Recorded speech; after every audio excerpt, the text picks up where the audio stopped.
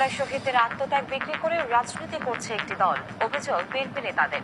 নির্বাচন পিছিয়ে ফ্যাসিবাদের পুনর্বাসনের চেষ্টা রুখতে সতর্ক থাকার আহ্বান। আওয়ামী লীগের মাফিয়াতন্ত্র পুনর্বাসনের চেষ্টা চলছে, অভিযোগ এনসিপির। মুজিববাদের বিরুদ্ধে লড়াই চালিয়ে যাওয়ার ঘোষণা, হামলায় দমে না যাওয়ার হুঁশিয়ারি। গোয়েন্দা তথ্যের পরও গোপালগঞ্জে কেন ঠেকানো গেল না সংঘাত, প্রশ্ন নানা মহলের। স্থানীয় প্রশাসনের ব্যর্থতার কারণ খতিয়ে দেখার পরামর্শ নিরাপত্তা বিশ্লেষকের।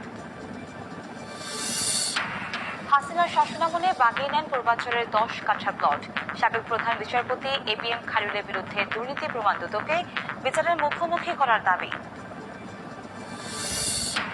এবং শুল্ক ইস্যুতে চলতি সপ্তাহে ফের বৈঠকে বসছে ঢাকা ওয়াশিংটন। চীনা পণ্যের আমদানি কমাতে চাপে রাখতে চায় যুক্তরাষ্ট্র, মত অর্থনীতিবিদদের। রুলস অব অরিজিন শর্ত শিথিল